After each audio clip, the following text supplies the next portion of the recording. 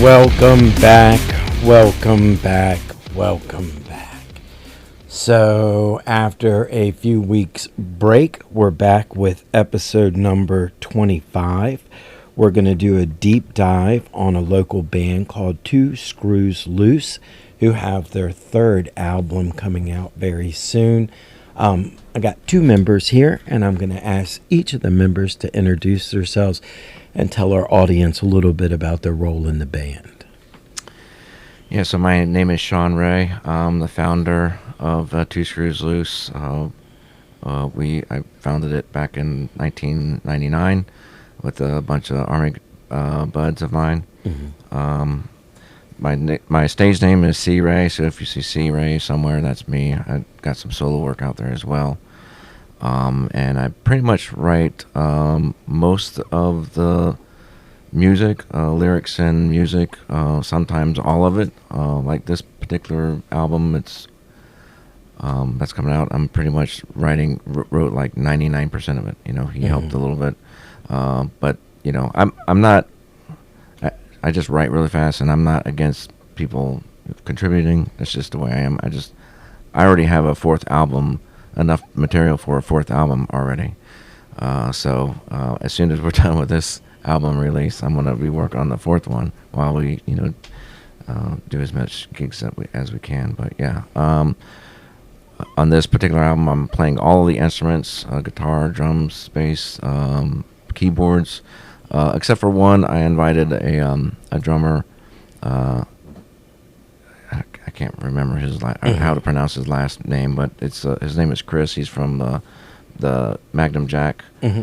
He also plays for a national Christian band, which the name escapes me. So he plays on one song off the album on the drums, but the rest of it was all me and him, basically. So let's go to him. Yeah, all right. I'm Ralph Gossard. Everybody calls me Dizzy. I'm the lead vocalist, so I just come out and struggle to try to remember lyrics the whole time, and just try to make it sound good for you guys out there. How long have you been involved with? It's Dizzy, right? That's your stage name. How long have you been fronting the band at this point? Oh shoot! How many years has it been now? It's been a little over 5. It's been 5 years. 5 years. Now, is this your first time as a front man, or have yes, you? Yeah? Yes. Cool. Well, I mean, I tried to do something back in high school, but I mean, right. We were just a bunch of dumb kids. Right. Every musician has that. Let's go ahead and pull up our first graphic, Nick.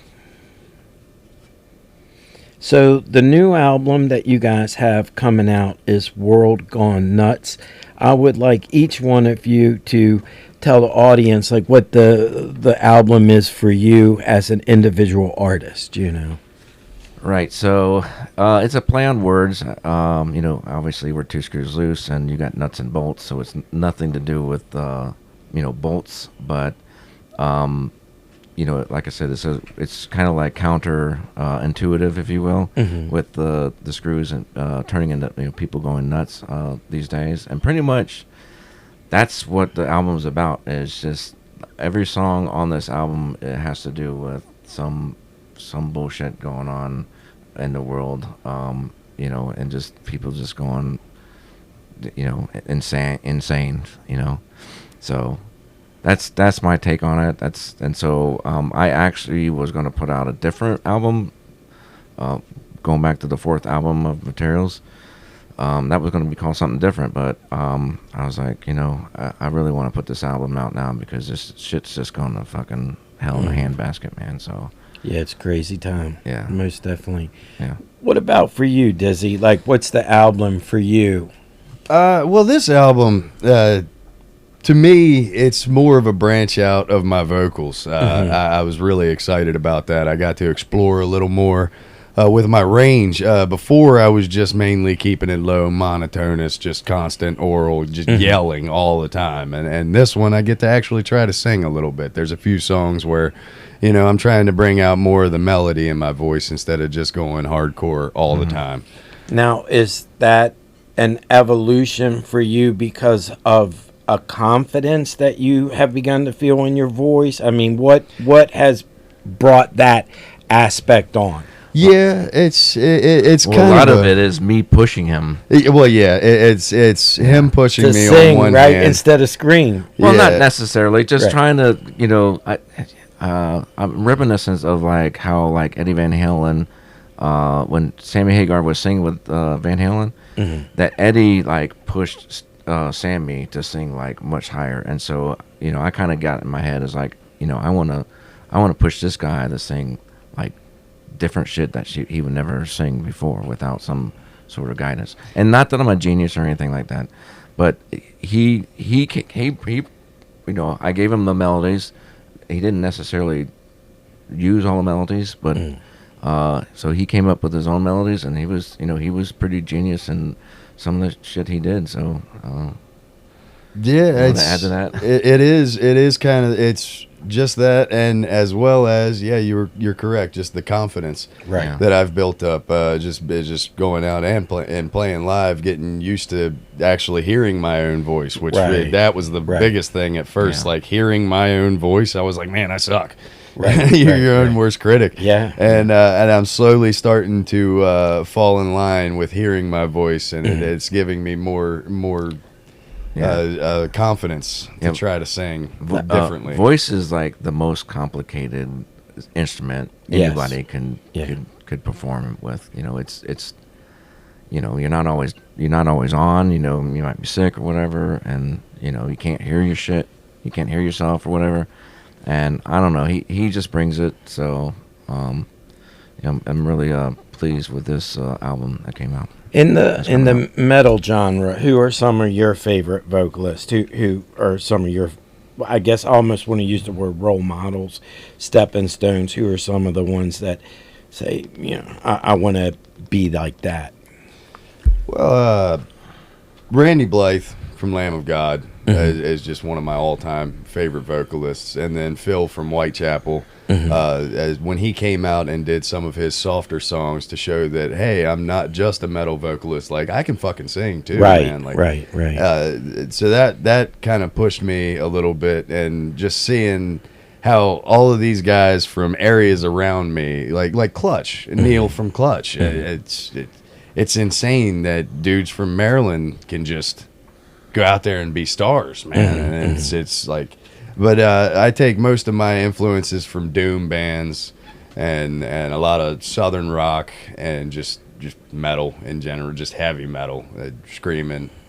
I like it all. Yeah. And I like the way how you kind of put the vocals as almost like an instrument in it. For me, one of my all-time favorite metal vocalists was Dio, was Ronnie James Dio. I got to see him a few times. I thought Last in Line, I thought that was an incredible album. But vocals are very much part of that the metal experience. Absolutely. Let's go on. We got a couple of more images we're going to look at, and then we have some videos and some music, so I'm excited about that. Let's talk about all three members that are in Two Screws Loose. I couldn't get one of the images to download, but make sure you let everyone know who plays in the band. Right. So currently we have the evil mastermind Lex Luthor, who plays bass in the band, and the guy in the back, that's Dennis, aka Rumble Tuskin. He plays drums and he's pretty good. And usually he flips me off every time I come up with a new drum beat or whatever. Because, anyways, I don't try to make it complicated. That's just the way I am. It's funny, and you're not in this picture. No, I'm not. Let's take a look. I really love this group photo. And where was this? And tell the audience all about this picture. I thought this was awesome. Well, this is like one of the Doom Fest barbecues. I think it was the year that we were able to get out. He couldn't get out to this, and I don't remember exactly where it is in Frederick. I'm way on the left-hand side, kneeling down, like in front of some dude with a hat. But yeah, this is like everybody that played. I won't say everybody, but everybody who could make it. We had this barbecue. They had a barbecue every every year. And I just want to put a plug out for JB Matson. I really appreciate him, and he helped basically start us from to be able to play and get recognized and shit like that. So I think the first show we did was the Doom Fest. I'm not not the Doom the dog Hog the or something. the Doom Dawn, Hog Day. yeah, Doom Hog Day. That's what it was. Doom Hog something Day. like that. Yeah. I can't remember the name of And it then exactly, but and then later we were able to actually play at the Doom Fest. So I wanted to put that out because he's a great guy and good guy to know. And anyone who doesn't know about Maryland Doomfest, check out 2 episodes ago. We have JB and Yep. Renee, JB Matson and Renee Tapia on, and they give a complete history. And Yeah. it was great to have the founder. And his band is Bloodshot. I think they're playing in Martinsburg not too pretty soon. I think they have a date in August or something like that. So I plan on going over and checking I them might out. wait the same time. I'll have to check it out because our what do you call it? Our well, it's not a CD. I'm gonna put out USBs instead of CD. Nobody likes CD, so it's our new release party. Is going to be August 30th. So I hope it's not the Let's same go day. ahead and bring that up. I think that's our next image. Very cool. Let's talk about that. Both you guys, plug this hard. Yeah, we're going down to Tilty McFlippers, guys, August 30th. This is Saturday. Yes, We're going to be out there plugging this new CD. First 10 people coming in, we're going to give you a free USB stick, and it's going to have all of our albums on it, the complete discography. It's going to have a little bit of extra stuff on there for you, too. We're going to have some pictures. Yep. We're going to have some concept art. It's really cool stuff. And the second 10 people that's coming in, we're going to get you a free T-shirt, a brand new T-shirt. It's going to have the new album cover on it, World Gone Nuts, and the third 10 people, you're getting a free sticker. Now, And what I didn't tell, and if people tune in, they'll maybe be clued in. I'm gonna stick one of my picks in the USB, so anybody who gets a free USB will have a guitar pick. Oh, cool. Nice. Oh, right on. I got Two these. screws loose guitar. Yeah, so I pick. got these 2 screws loose guitar picks. So that's 2 screws loose on one side, and then my stage name on the other side. So, and I'm gonna give you guys a couple as well. No, that's awesome. And the show, we're big fans of Tilty McFlippers. We've had Derek on. And you were running sound last night at Tilty's. By complete accident. Yeah, and that was a great show. Last night was Throne Room. Gunnar Heath, we're a big fan of Gunnar. Yeah, I should tell you, well, maybe I shouldn't. But something happened at the venue that I was supposed to do sound at, and they I don't want to get too snappy. They canceled the venue, and so I was thinking I'd just go home or whatever, but Jay had invited me out, so I was like, fuck it, I'll just go. And then next thing you know, he doesn't have a PA system. They yanked the house system for whatever reason. I don't know why, but I'm not getting in that. And so we had to fish around for a sound system. I brought lights and my mixer board because the venue that I was going to, they already had sound. They just needed somebody to mix. So I couldn't go back home and grab my PA and come back and shit. That would take too long. So we found a small PA, and it worked out. So It was good. Yeah, it was good. Yeah. So let's go ahead. We got an audio clip. This first song that we're going to listen to about, how long is the song? 3:18. Let's go ahead and do the whole song. We'll talk about it at the end.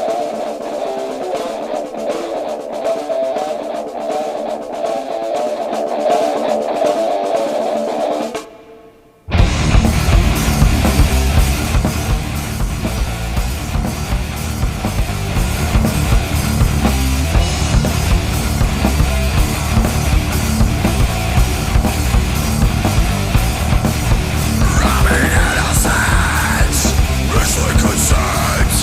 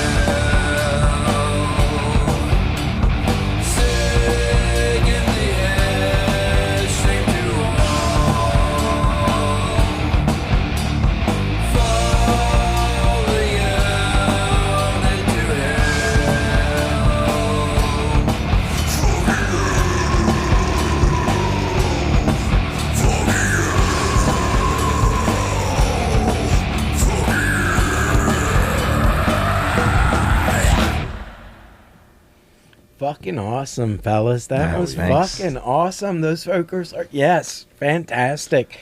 So let's talk about how long it took you guys to structure the song. Let's talk about the recording process, and that was absolutely fantastic. Hell yeah! Well Well, done. originally, he did not want that screamed. Yeah. So It he was totally supposed to be ignored. sang. He totally ignored my my Yeah, melody. yeah, and he was like, "Yeah, this is the melody I got," and I was like, "Yeah, no, I'm not doing that." Well, we did. We recorded it once where I was But he was singing like, it, and it just didn't sound right. sound Right. It's like, And- he was like, let me try something. So we went through, and it's structured to be kind of sung out like longer than that. So we went through, and he did like the first verse, and I still had a half of verse left on the music. So I had to shorten it, and I was like, you can't be singing just this much. I got to add words. So I'm like, frantically adding words to this, so that the second verse was like twice as long, and that kind of met up like with the normal, normal time, if you will. And plus, you don't want to, I don't like really short songs, like 2-minute songs. So I wanted to make sure it was at least 3 minutes. And oh, by the way, here's a bit of trivia for you. Every single one of these songs I wrote like in the middle of the night. I just wake up and I just had this melody in my head. Keep a pad beside your... I record my phone, so I have a guitar Okay. next to my bed, and I record the riff, and so that's how that song came about. It was just something, and I excuse me. I own a recording studio, so I just run through, do the some guitar and start adding stuff along the way. And then what was cool about what he added, when he first like heard that the very beginning where it's like it's like kind of like tinny, kind of like guitar and drums. At the end, there's like this pop, the snare pop, pop. And then when the music starts, he was like, "Fuck yeah, this is fucking. I want to like kill somebody, like slam dance, but not like actually kill somebody. But man, I want to really fucking like. This is fucking awesome." So that's basically how he came up with what he did. Yeah, it just sounded aggressive, like really in your face, and I Yeah. was like, no, this isn't getting sang. Right. Fuck that. Throw that out the window. Yeah. I'm screaming this whole thing. It's going to sound awesome. Trust me.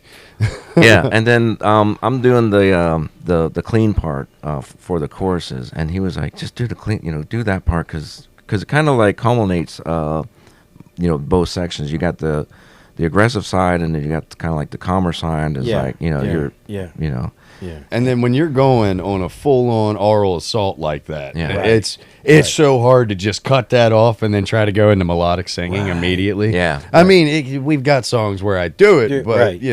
But it's a just- challenge. Yeah, it is. It's, Yeah, it's yeah. like switching instruments in mid song. Yeah. Yeah.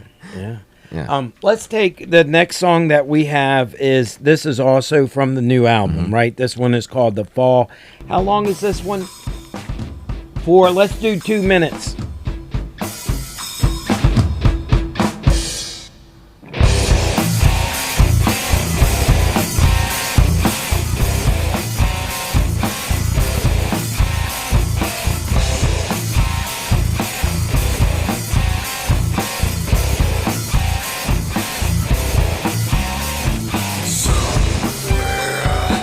Outside, unbound, winding blind.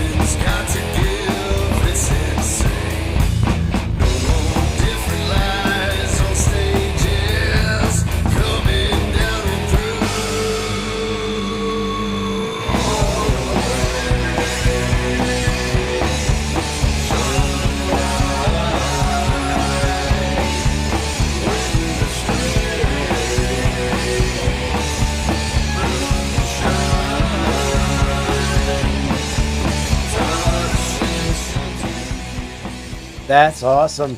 And it's so different than the one song. And I kept thinking, like, when I look at you, like, at the vocals, like, so I really want to see you guys, like, live. I want to see that voice on that face live. Hell yeah. So that was top notch, too. I really love that. Same thing. I'll start with Dizzy and then go to you. The song, tell us about the recording process, you're involved with it, and your involvement with it, and then pass to Sean. Yeah, well, like he said before, he writes pretty much everything when it comes down to it. I mean, I just come in and I'll just grab a hold of it and just start fucking twisting shit around a little bit. You still make it yours. Yeah. And so, he had an idea of what was going on. He had everything already recorded, had everything laid out for me. It was like, this is what I want you to do. And again, I think at some point in there, I was like, no, I'm not doing this. And then I was like, hold on, let me try this. And then we tried like 5 or 6 different things. I actually, at least for the verses, I actually kind of like said, this is kind of like direction I want to go. And you took it in that direction, but you made it your own. Yeah. Not, I was like, this is what I want it to sound like. But then he made it, I think he made it better. So I give him a lot of credit because I kind of gave him a little bit of freedom there. I think that's really one of the things that I enjoy talking to musicians about is the collaborative process because at first I was a 2-dimensional artist, so I made my art by myself. So collaborating was something that I had to learn a little bit later, but that becomes part of the experience. It's the art of letting go because I mean. If I'm like stuck on this like one note or whatever, and he comes along and is like, no, dude, that note sounds like shit, then it's like I don't know how to write a song that everybody in the world wants to listen to. Mm-hmm. It's a hard process to do that.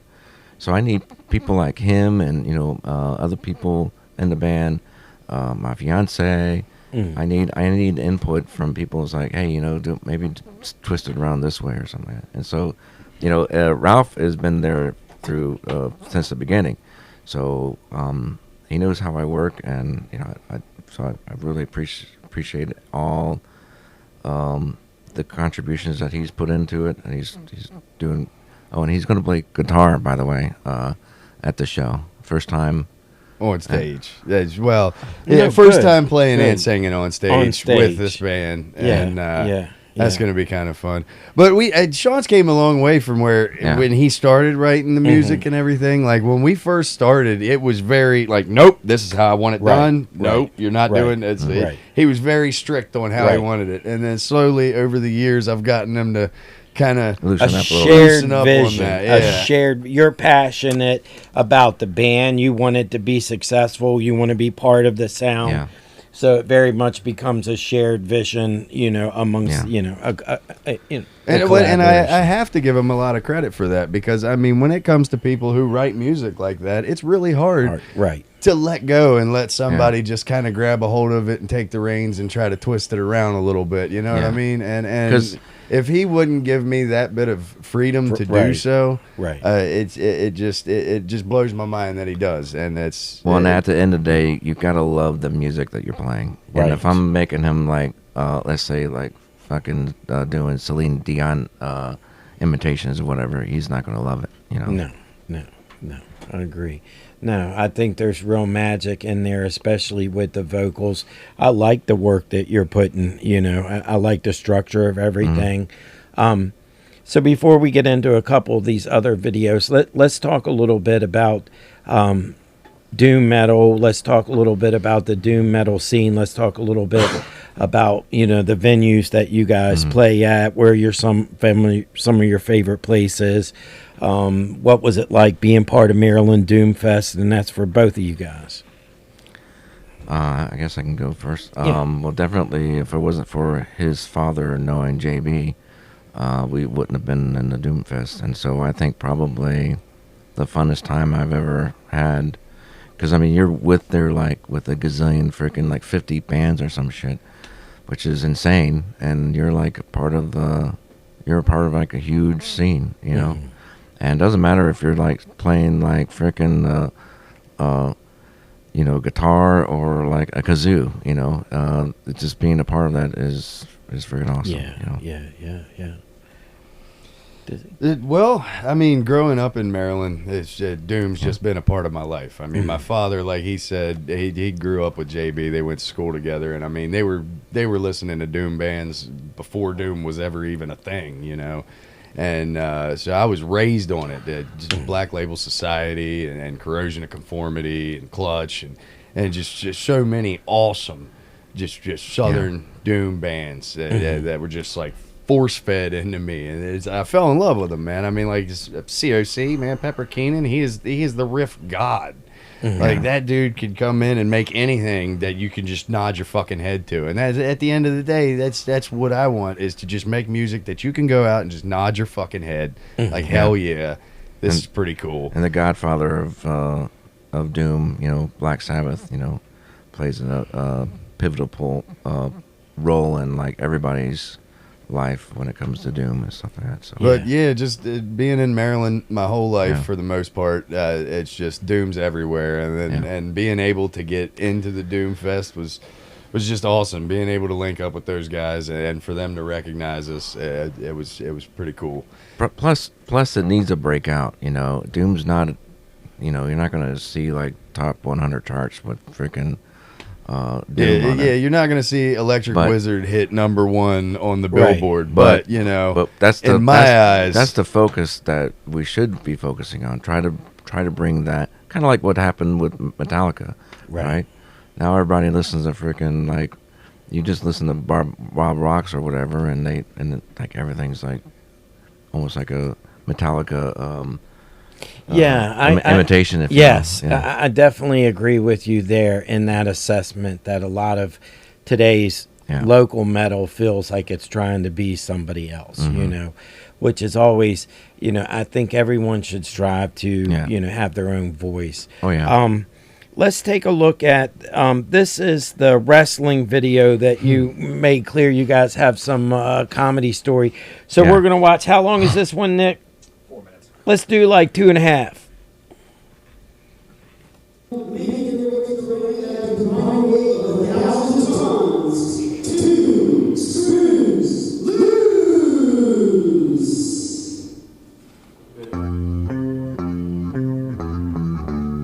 So that's Drew, our old bass player. Great bass player. Nick loves when we talk over the music video, so feel free. Any commentary you guys want. Yeah, I miss him being in the band. He was a fun member. Yeah, he was. That's our roadie that's on the map, by the way. And it was really cool to be able to sit in a wrestling ring. I mean, as a kid growing up in the backwoods, I mean, wrestling was the coolest shit for us as a kid. And the coolest thing about being a front man is you get to be like the whole show, right? So that's, Just being able to jump off the... I've always wanted to do that. Like, come on.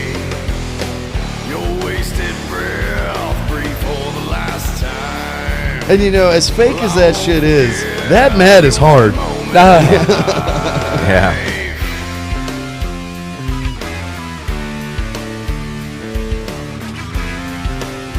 Now, who worked on the music video?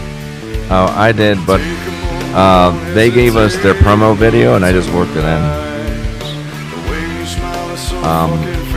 The drone is being piloted by the drummer's son, Ethan. So cool. How long ago is this, Dizzy? Yeah, a couple years ago. Couple years. Two, maybe three. 23, maybe? Yeah. I think you should adopt an all-leather outfit for a show. You know, I want to see you leather. Well, it's expensive. Yes, it is.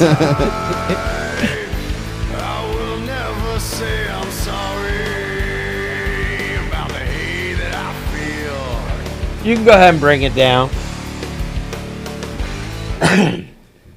Yeah. Okay. So finding out that, you know, when I was a kid, I used to love wrestling. I mean, Stone Cold was the man to me. And then so I thought it was real for the longest time. When I found out it was fake, that broke my heart, man. That broke my heart. So then when we went to this, And I'm sitting here walking in, and in my head, I'm like, oh, this is all just fake shit. What the hell, man? This is going to be so cheesy. And I go in, and I'm looking at this chair, and they got barbed wire wrapped around it. I'm thinking to myself, man, that is the realest looking fake barbed wire I've ever seen. And I go up and grab this chair, and it's fucking barbed wire. That is not fake. Like, okay. Well, and I discovered this place because Customs Creation, which is the S's are all Z's, so if you want to spell it out. And then they were in Martinsburg because I wanted to get T-shirts done. And there was a ring in there. I was like, I went to the owner. I was like, hey, man, can we do a music video in that ring? Turns out it's an actual pro wrestling school. World Domination Wrestling. Yeah. We got to Nick. You got your mic, right? It's not working, but I can. But if we can hear you. Nick, tell your story real quick. It's your cousin, right? That's the guy. World Domination Wrestling. So we went over to go talk to this guy about shooting something or we offered to live stream. Right. We wanted to do a live stream for him. We got to talking, and I said, it's funny. I said, it's kind of a small world. I said, you might know my cousin. I said, my cousin was into wrestling from the time I was like this big until. And I said his stage name, and he goes, oh, my God. He goes, yeah. He goes, I did a tag team partnership with him down in Harrisburg, like in 1995 or something like that. It was just like, holy shit. So I reached out to my cousin and told him that what was his name? Fuck, I can't remember. I could see his face as plain as day, and I don't know where they moved from Berkeley, from the plaza. Yeah. But, it was really, what a small world. Yeah. Oh, well, yeah. I went to one of the shows there. Had a really wonderful time. World Domination Wrestling. Yeah. I still talk to the guy. That's where the new T-shirts are coming from. Oh, they moved to Ohio. Ohio. Yeah. Now, another funny story about that video. Show always wanted to be slammed, and we thought it'd be a cool idea to have one of the wrestlers come out and just choke slam me right onto the thing, and so. I was all for it. Nobody else wanted to do it, but one of us had to do it. So I was like, "Fuck it, I'll take one for the team. I've always wanted to do this." And I'm going into it, thinking, "Okay, it's fake. These guys know what they're doing. He's going to make sure I don't get hurt." So I thought. And the first two times he slams me, it was fun as shit. I'm laughing, fuck, smash. Oh, that's great. But in the thumbnail, that last picture, that was the third slam. He did not slam me properly. He took me down straight on the back of my neck and slammed my head into this thing. I actually think it was more like 4. So the first time he slammed the symbol of one of the symbols off the drums fell off, and I left that in the video. So the fourth time that you got slammed, he got a concussion. Yeah, it fucked me up really bad. Yeah. And I immediately had to go outside. I threw up a couple times, and then my old lady and we went to go get some Chinese food afterwards, and I couldn't get out of the car. I was stuck in the car. I couldn't talk right. I was like, weird. I remember in junior high, I nearly broke a kid's neck, like horse playing, and I did the suplex, and we were at his parents' house. I slammed him into a coffee table and shit, but I nearly broke his neck. So yeah, that stuff is fucking dangerous. It's crazy. I got to give a shout out to my buddy Justin on that. Justin Sports, yeah. Justin and Taylor. I was gonna save that for the end, but we're friends with Justin Swartz. You went to school with him, and I worked with him for years. Growing up when we were kids. That's him, Andre. Yeah, Andre. Nick, that's the dude. What? Andre. Yeah. Yeah. So I've known him for a few years now since that, and I still, like I said, I'm still getting the T-shirts from him, even if they're up in Ohio. Because they do such a great job, and so stop by if you're in Ohio, Customs Creation, or just look them up on the Facebook or whatever. But they do great work, and so that's. I went and I saw the musician's name is Jimmy Flame. He plays with Heroes Unsung. Yeah. He does the wrestling. So I went to a show that had him, and that was a few years ago, but it was a lot of fun. Yeah, the guy Dance is on the video, and another wrestler. They got on stage, and one guy's like trying to play drums, the other one's like goes up there and dances and stuff, and then they see each other and they like get pissed on. Anyways, it was funny. The whole thing was just hilarious. It looked like a lot of fun. Except I for loved when the drone footage too. I Yeah. thought that was really neat. Yeah. The next video that we're going to look at is called Fly. How long is that one, Nick? 4. 4. Let's do 2.5 of it.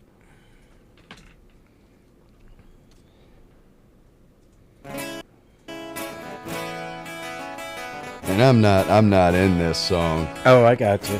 This is the original singer before I ever came along. Okay. Well, yeah, he wrote it. But Or no, you didn't put Sammy's vocals in the video, I huh? didn't. Oh, okay. Well, on our CD recording, he has a version where it's Sammy singing yeah, it. I haven't put it out yet, but it's gonna be on the USB. Who did most of the filming for this one? I did. You did? Yeah. Yeah. You might say I'm multifaceted. Yeah.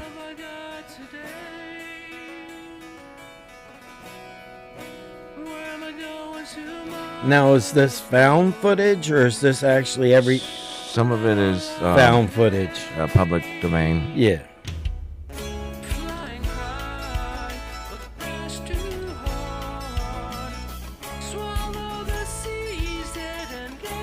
And you can imagine why I can't sing this one.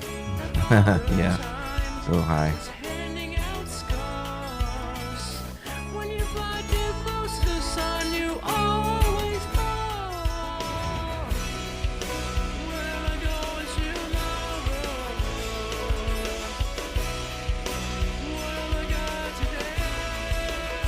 I did a lot of this filming while on travel. Mm-hmm.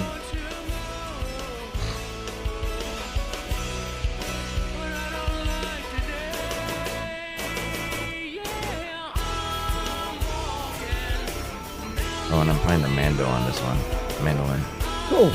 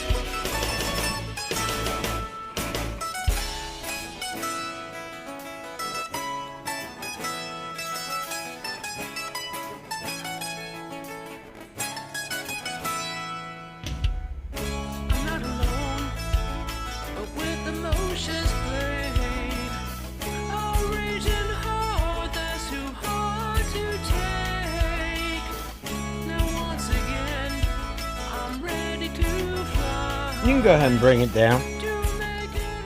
Yeah, so like what he was mentioning, Sammy Mosier is the original singer for Two Mhm. Screws Loose back in the day when we formed it in '99, and he wrote that song, and I helped arrange it as well. So Cool. We'll bring this up at the end. So, but I thought for fun to bring this to an end, I'm going to test out my soundboard, and I'm going to see if you guys can tell me from the films and the shows that are from the first one. It's X-Files, isn't it? X-Files. Good yeah. job. Good job, fellas. Number 2. Predator. Excellent. Doing good.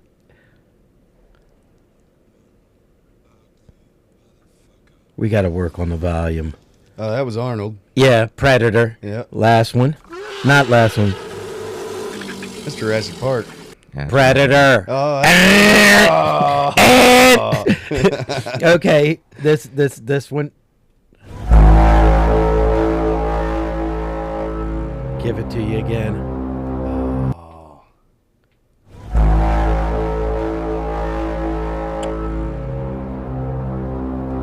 I'm drawing a blank. War of the Worlds, Tom Cruise. I knew it was an alien movie. Yeah. Yeah, all right, the last I one. wanted to say aliens or something. last I was like, one. no, that's not it.